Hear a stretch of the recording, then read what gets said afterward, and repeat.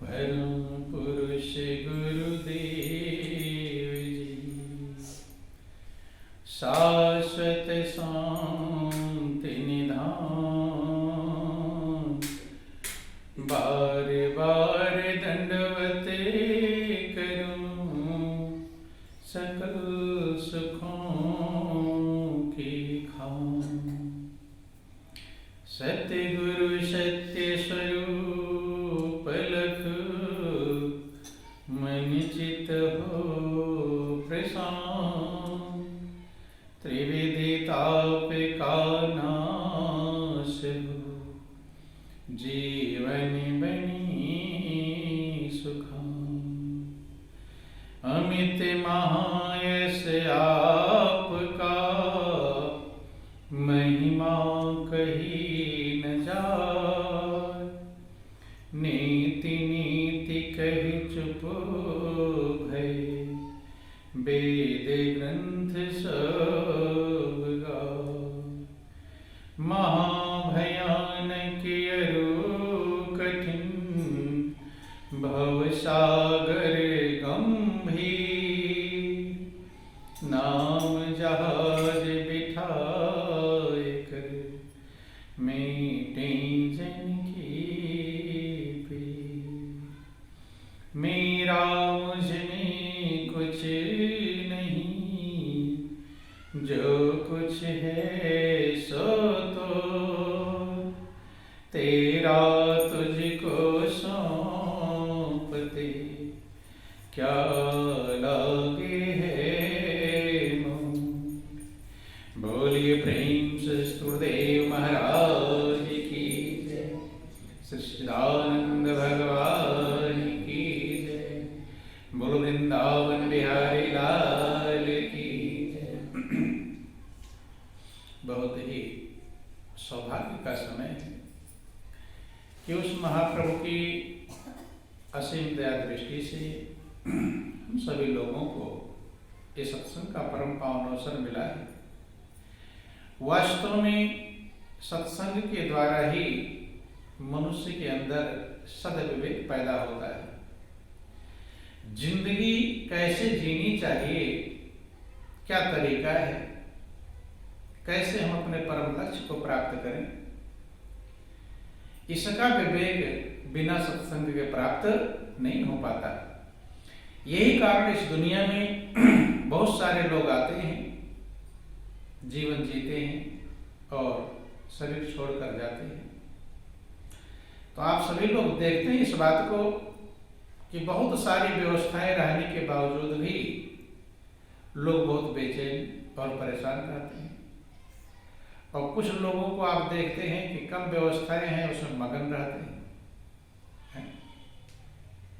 जबकि हर व्यक्ति अच्छी से अच्छी व्यवस्था करने का प्रयास कर रहा है और इसी में लगे हुए हैं कि जितनी अच्छी व्यवस्था होगी उतना ही हम मगन हो पाएंगे, आनंद मग्न हो पाएंगे। लेकिन आनंद मग्न होने का तरीका कुछ और है। बहुत बड़े बड़े राजा महाराजा भी शांति को प्राप्त नहीं कर पाए, और पाए कब? जब सच्चाई के रास्ते को पकड़ा। आप लोग कहानियां सुनते हैं कि राजा महाराजा भी राज्य पाट को छोड़कर जंगलों में गए और वहां पर जब सच्चाई को समझा तो उन्होंने वर्णन किया कि जो सुख सच्चाई में है वो दुनिया के वैभव और भोगों में मौजूद नहीं। क्यों? क्योंकि जीवन की जो व्यवस्थाएं हैं, कैसा संजोग कब मिल जाएगा जीवन में ये कहा जा सकता नहीं। और एक ही व्यवस्थाएं हैं, ये उतनी ही व्यवस्था पाकर एक मगन है और एक बेचैन। क्यों?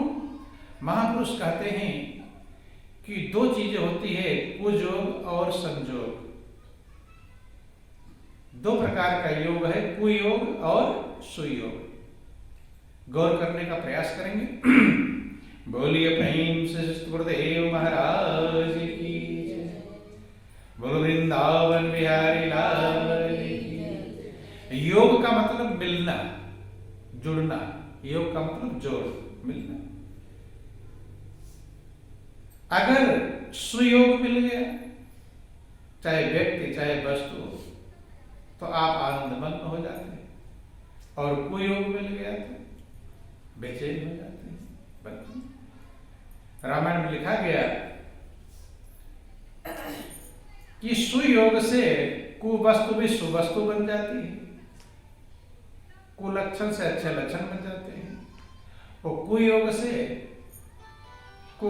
सुवस्तु भी कुवस्तु बन जाती है?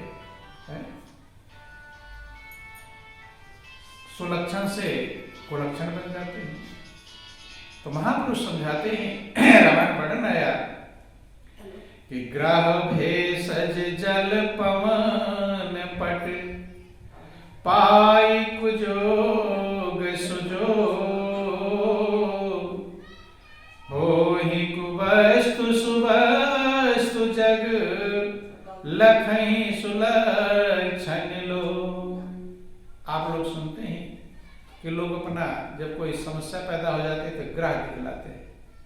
क्या दिखलाते हैं? ग्रह, नक्षत्र, इसका खराब है, इसका अच्छा है? राशि दिखलाते हैं। क्या दिखलाते हैं? राशि। और राशि पेपरों में भी निकलता रहता, आप लोग टीवी तक पढ़ते रहते हैं कि यह राशि सही नहीं चल रही। सुनते हैं कि नहीं सुनते? सुनते रहते हैं। लेकिन एक ही नाम की कितने, एक ही राशि के कितने लोग होंगे? हैं? और राशि तो एक ही बताएगी ना, वो राशि नहीं बताती। और उस नाम के कितने लोग होंगे? हैं? तो उसी में उसी नाम का एक प्रधानमंत्री होगा और उसी नाम का एक चपरासी होगा? नहीं होगा। तो राशि तो दोनों की एक होगी। हैं? तो वैसे राशि के अनुसार अगर माना जाए तो भाई दोनों को प्रधानमंत्री होना चाहिए, दोनों को एक ही राशि है, लेकिन एक नहीं होते। एक ही नाम के दो लोग हैं, एक दुखी होता है, एक सुखी होता है। होता है कि नहीं? लेकिन राशि दोनों की एक है। तो महापुरुष कहते हैं कि ये चीजें कुयोग और सुयोग पर निर्भर करते हैं। इसीलिए जो ज्ञानी महापुरुष हुए, उन्होंने कुयोग को भी सुयोग बनाने के लिए व्यवस्था समझाया। ग्रह भी एक के ऊपर कौन सा ग्रह है, दूसरे ऊपर कौन सा ग्रह है? लेकिन वही ग्रह एक के ऊपर है वो प्रसन्न है, और वही ग्रह दूसरे के ऊपर है वो बेचैन है। नहीं होता है। कहते ये मंगली है, शादी करने के लिए झंझट रहता है? नहीं रहता है। और एक मंगली वाला मगन रहता है, एक मंगली वाला बेचैन रहता है। ध्यान देना, ग्रह भेषज जल पवन पट, पाई कुजोग सुजोग। महापुरुष कहते हैं, भेषज कहते हैं दवा को। वही दवा है, वही टेबलेट एक खाता है तो उसे आराम मिल जाता है, और दूसरा खाता उसे आराम नहीं मिलता है। होता है कि नहीं होता? टेबलेट तो वही है। अब एक का बुखार उतर जाता है, एक का नहीं उतरता है। तो वही कहते हैं नहीं कि तुमने तो ये दवा खाई थी, हमारी बीमारी ठीक हो गई, और दूसरा कहता मुझे कोई असर ही नहीं हुआ। कहते हैं कि नहीं कहते? वो डॉक्टर वही है, वो एक का इलाज करता है सही हो जाता है, और जो का इलाज करता नहीं सही हो पाता। तो ध्यान देना, कुयोग और सुयोग, इसलिए महापुरुष कहते हैं कैसा योग है। ग्रह भेषज जल, जल है, जल भी जैसा कुयोग सुयोग पाएगा वैसा काम करेगा। एक को कहा तो ठंडा पानी पी लेगा तो कोई दिक्कत नहीं होगी, दूसरा ठंडा पानी पी लेगा तो बीमार पड़ जाएगा। तो कुयोग सुयोग हुआ कि नहीं?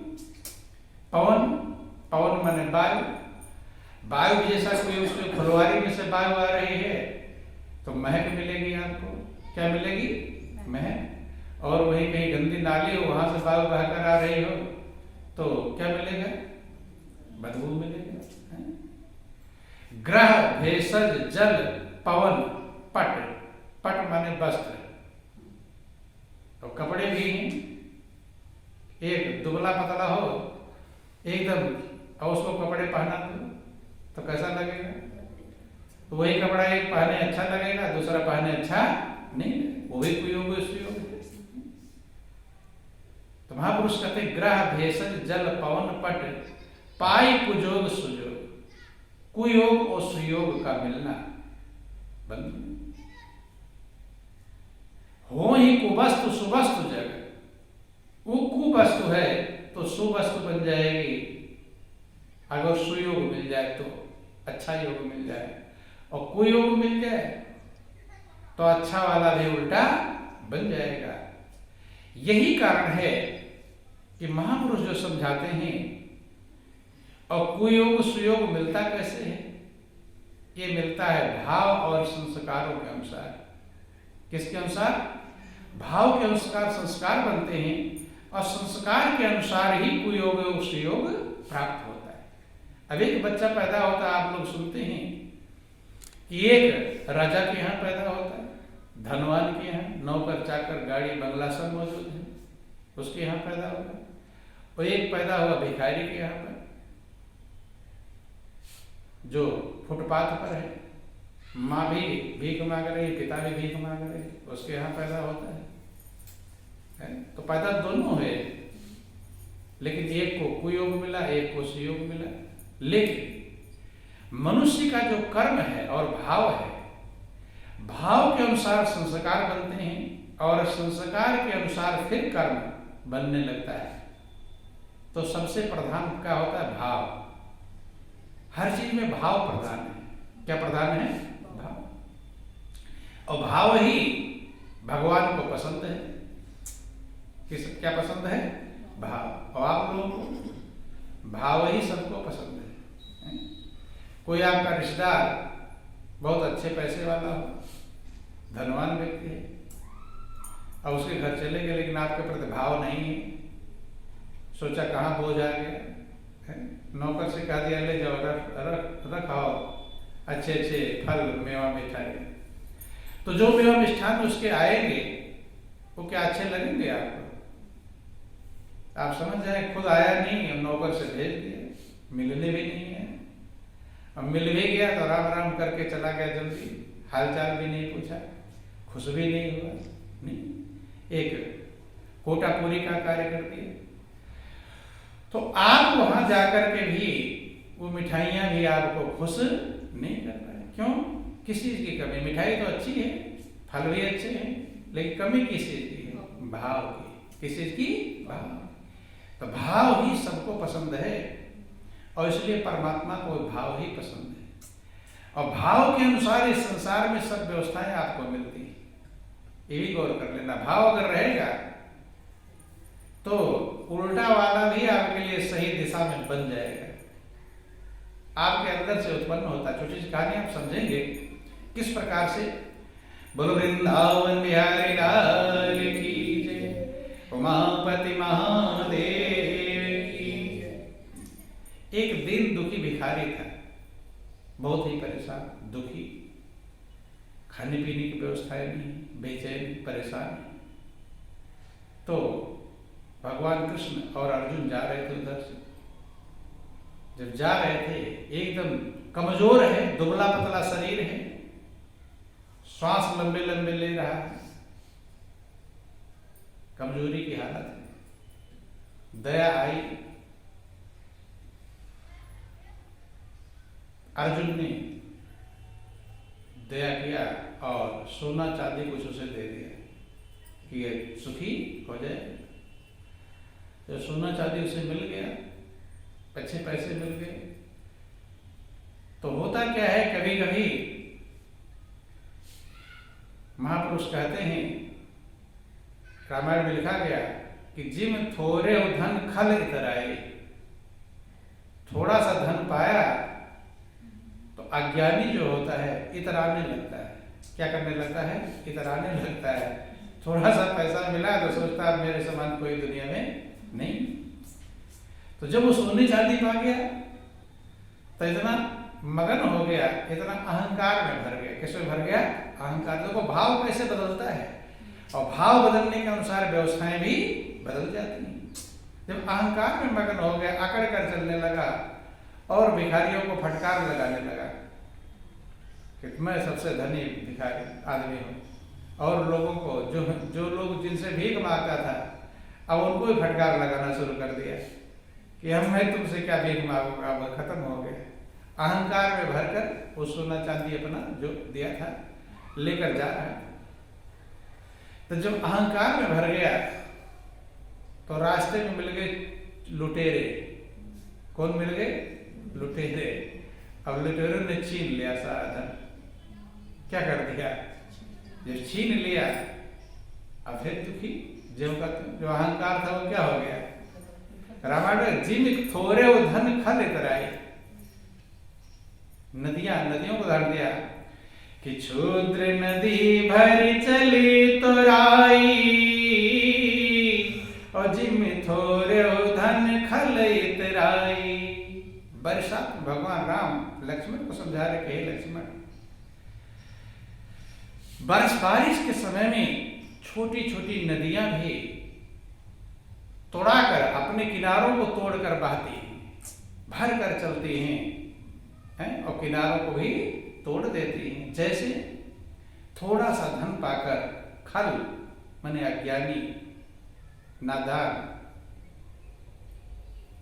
क्या करता है? इतराता है। तो इतना भिखारी था, दरिद्र था, दिन दुखी था, लेकिन पा गया तो और प्रभु को धन्यवाद देना चाहिए था। तो मनुष्य दुनिया की व्यवस्थाओं को पाकर प्रभु को धन्यवाद नहीं देता। प्रभु को धन्यवाद देंगे तो हृदय में नम्रता का भाव आएगा, दीनता का भाव आएगा, धन्यवाद का भाव। लेकिन धन्यवाद नहीं दिया और अकड़ कर चलने लगा, लोगों को फटकार लगाने लगा और घर तक पहुंचा भी नहीं था और रास्ते में चोरों ने छीन लिया। तो दिन भर जो भीख मांगता कुछ तो मिलता और भीख मांगना भी बंद कर दिया, काम भी बंद कर दिया अपना। क्या कर दिया?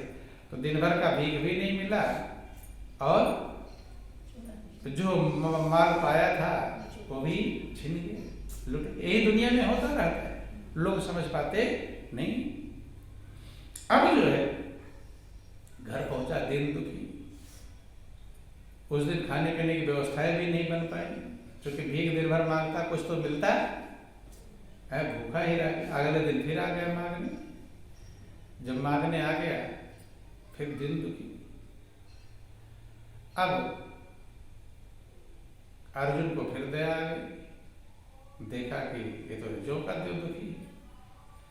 फिर उन्होंने एक लाल दे दिया। क्या दे दिया?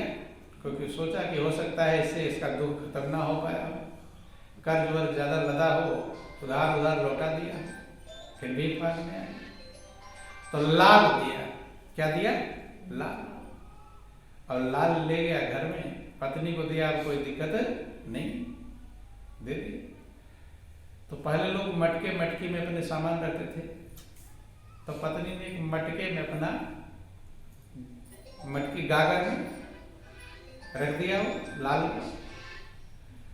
जब लाल को गागर में रख दिया और कुछ दिन बीता होगा, अब भीख मांग के लाता रहा और भूल गई किस में रखा वो।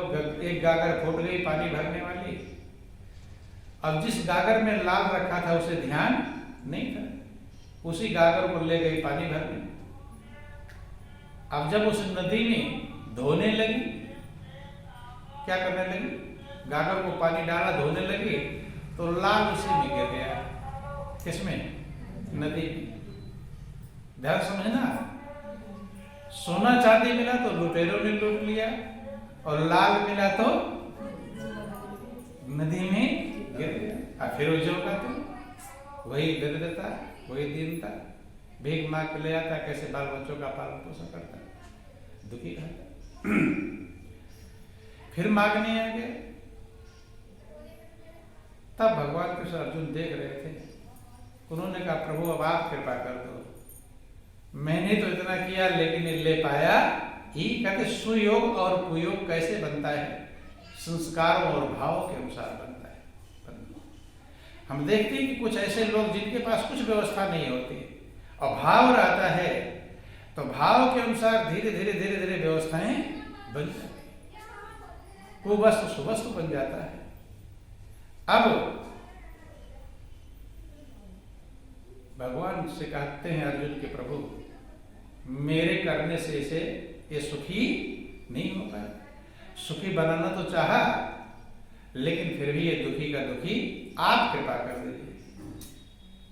तो भगवान कृष्ण ने कहा चलो 2 पैसा उसे दे दिया। कितना दे दिया? 2 पैसा। जो 2 पैसा दे दिया तो कभी कभी भिखारी को कम दो तो खुश होते हैं कि बड़बड़ाते हैं? बड़बड़ाते हुए चले जाते हैं। भिखारी को भी गुस्सा आता है? नहीं आता। मांगने आया हो कम दो तो तुम्हारे घर पर भिखारी है 1 रुपए दे दो, खुश होगा कि नाराज? क्या होगा?